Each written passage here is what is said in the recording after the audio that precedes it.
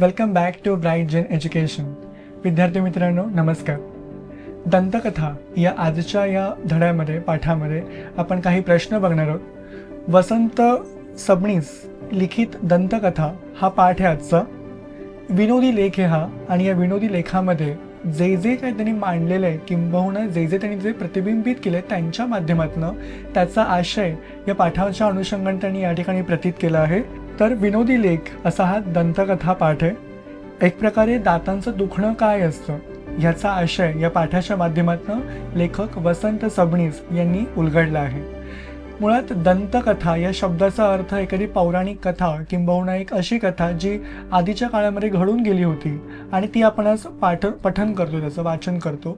परंतु दंतकथा याचा एक शब्दशः अर्थ म्हणजेच दातांची कथा, दाताच्या दुखण्याची कथा, त्याची एक वेदना, त्याची असह्यता ही या पाठाच्या माध्यमातून वसंत सबनीस यांनी प्रस्तुत केली आहे.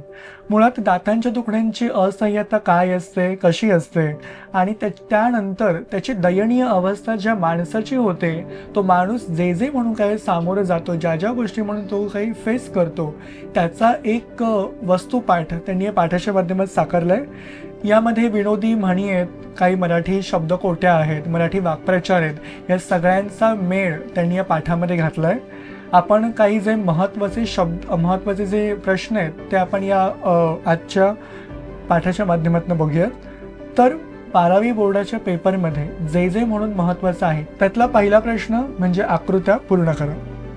दातांशी निगडीत म्हणी व शब्दप्रयोग यांची लेखकाच्या मते वैशिष्ट्ये, हा प्रश्न महत्त्वाचा आहे. आकृत्या पूर्ण करामध्ये हा प्रश्न हमखास विचारला जातो.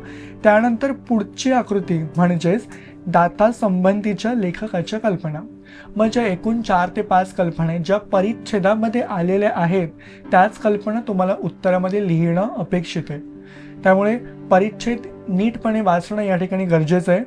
आता स्वमतामध्ये जो पुढचा महत्त्वाचा प्रश्न आहे तो अतिशय महत्त्वाचा आहे, कारण स्वमतामध्ये असे काही प्रश्न विचारले जातात जे एकतर स्वाध्याय कृतीमध्ये असतात किंबहुना जो परिच्छेद विचारलाय पेपरमध्ये त्या पेपरवर डिपेंड, त्यावर अवलंबून प्रश्न विचारले जातात.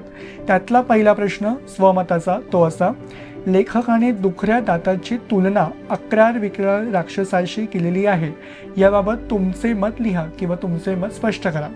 आता तुम्ही कुठल्याही उत्तराची सुरुवात करताना तुम्हाला एक गोष्ट लक्षात ठेवायची, ती म्हणजे उत्तराची प्रस्तावना, जे आपण आधीच्या काही व्हिडिओजमध्ये बघितलं होतं.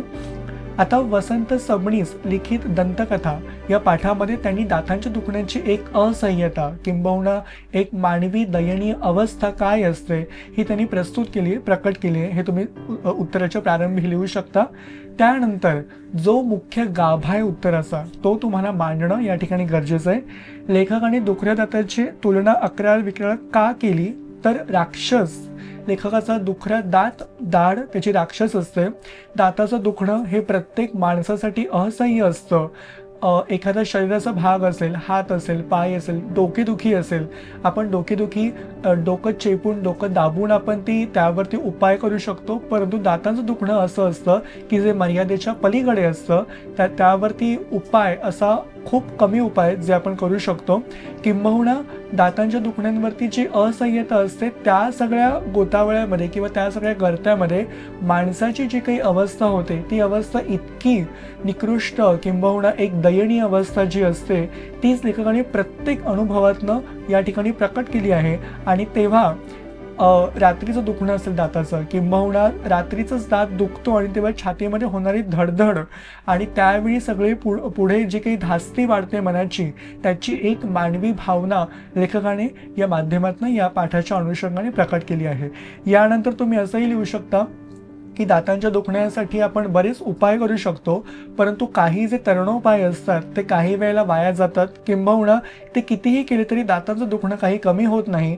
आणि अशा वेळेला हा जो काही दात आहे तो एक प्रकारे राक्षसच बनतो, राक्षसाचं रूप तो धारण करतो आणि एक प्रकारे लाकूड तोडा ज्याप्रमाणे एखादे घाव घालतो लाकडावरती, त्याप्रमाणे आपल्या दाढेमध्ये सुद्धा, दातामध्ये सुद्धा आपल्या दाताच्या मुळाशी एक लाकूड तोडा जणू बसला आहे आणि तोच आपल्या दाताला कुठेतरी घाव घालतोय, अशी एक त्यांनी भावना या पाठाच्या माध्यमातून व्यक्त केली आहे.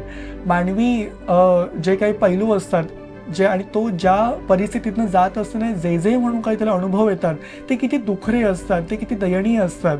आणि या सगळ्यातनं जात असताना त्या माणसाची होणारी चलविचल जी असते, मनाची जी घालमेल असते ती अतिशय दाहक असते. आणि या दाहकतेचाच वस्तुपाठ लेखक वसंत सबनीस यांनी या प्रस्तुत पाठाच्या अनुषंगाने या ठिकाणी सांगितलं आहे. वळूयात पुढच्या भागाकडे.